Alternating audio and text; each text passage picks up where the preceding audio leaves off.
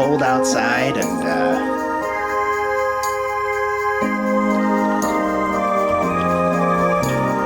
pour that in,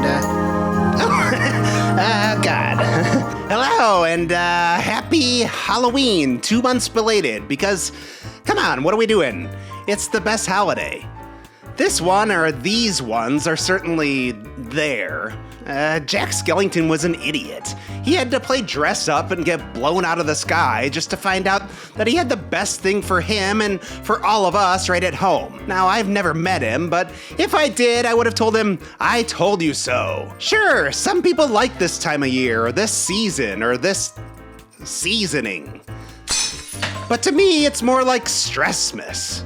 However, these are the only gift-giving holidays, if you're into that sort of thing, where it's time to share your favorite holiday gifts. Does that say gifts or gifts? This bell is probably gonna be f***ing annoying, so I may wanna rip it off. Okay, here are a couple of my favorites. Don't say I never gifted you anything or gift you anything. The holidays are upon us once again. Again.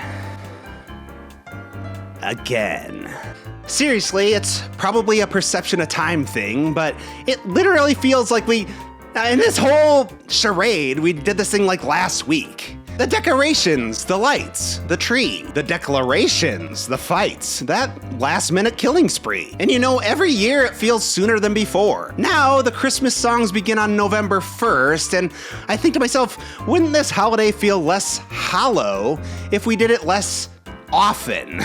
Like a Christmas Winter Olympics. Once every 4 years, you dust off those decorations, good one, and it becomes more welcome and less like a chore.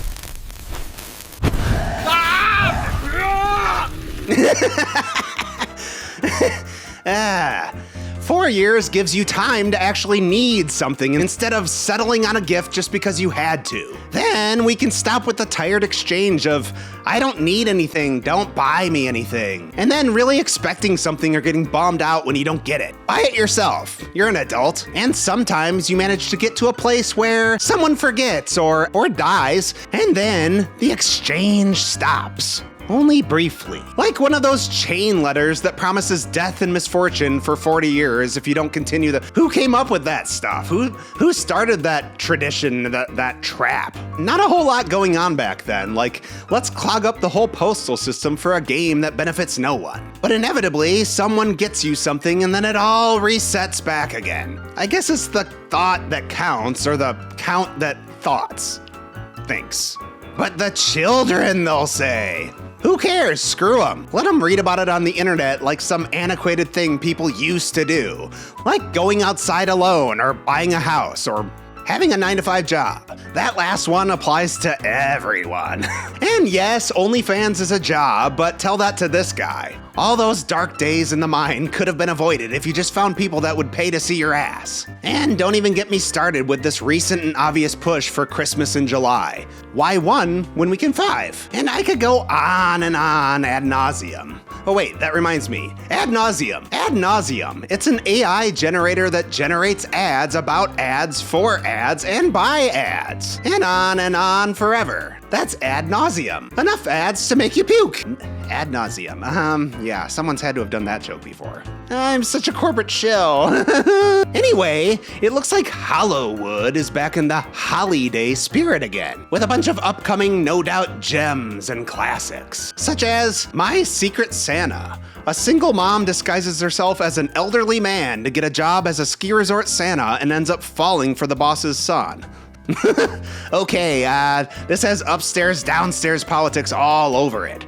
The horrors of evil traditional gender roles, subverted so subversively, and blatant homophobia all in the mix. That Santa Claus better not be falling for that boy. Tisk tisk. But then that second act twist, that it was a woman all along. Oh, thanks Zelsar. The kids can uncover their eyes again. And the boy will no doubt be super pissed because the Santa he trusted is making him super confused about his sexuality.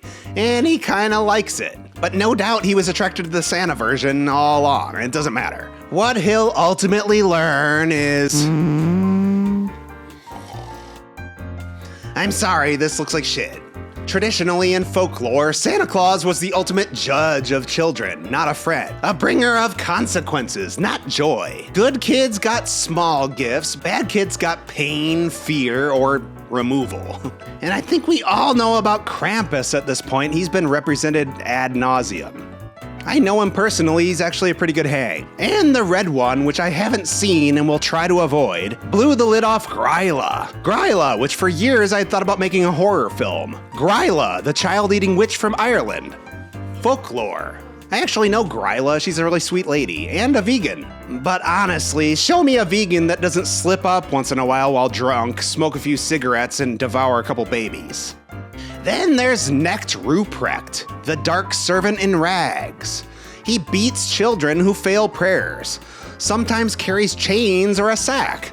They all like a good sack. Hey Louis Vuitton, call me, we can create a line of designer bags specifically for evil holiday ghouls. Then there's Pierre Fautartard. I'm not great with French. Literally father whipper. He flogs naughty children. He's sometimes portrayed as a child murderer turned penitent. See, he said he was sorry. Get over it. Bell Snickle Wild, a filthy man. Is that his whole character? Oh no, he screams and rattles chains. Again with the chains. Sounds like a haunted maze come to life. He punishes before rewarding. I guess that's where Santa Claus gets his thing. I mean Santa Claus. No, these figures existed to scare children into obedience, not entertain them. But who wouldn't watch an Expendables meets the Avengers style holiday romp in the Splatterverse? 2 hours of child flogging, chain whipping, infant judging action. Ooh, I'm in. I'll be honest, the line for Bell Snickle at the local mall last year was not great. And how did someone once so maligned, or maligning, if that's a word, turn into a figure of optimism, hope, good cheer, good tidings, goodwill and goodwill to others? Why do so many Christmas sayings begin with good? The truth is, the world went soft. Helicopter parents, plain and simple. They let the kids breathe, let them play, let them...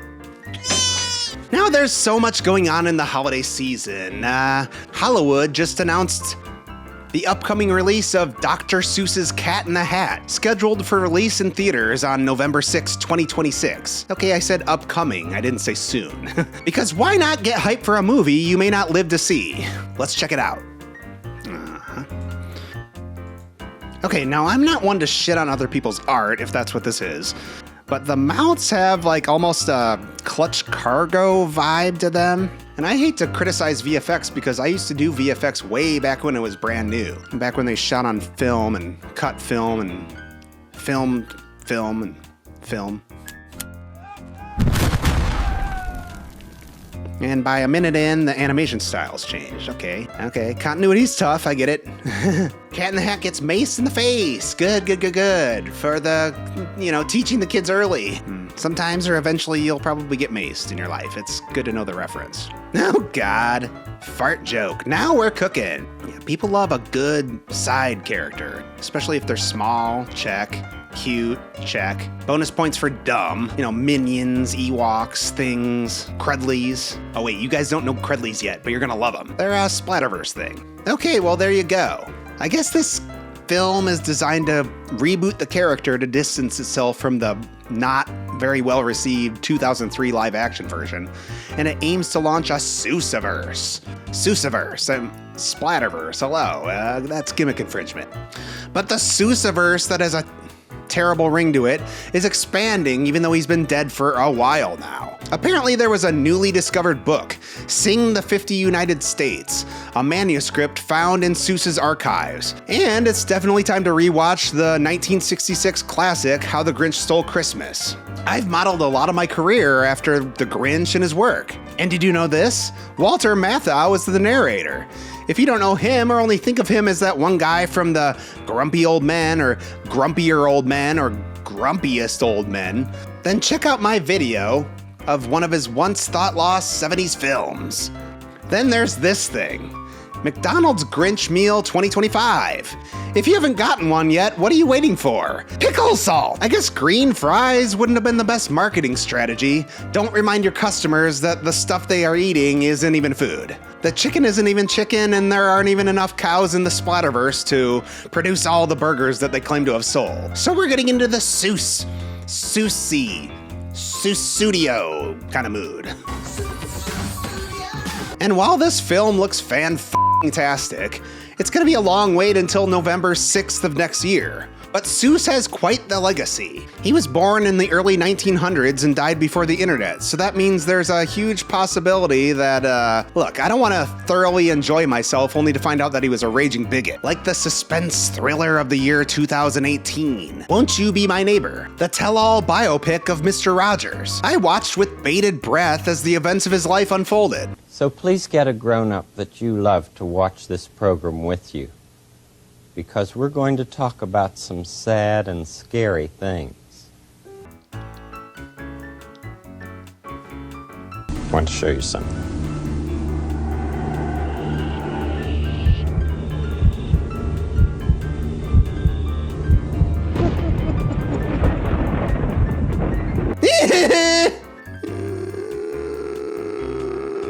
Whew!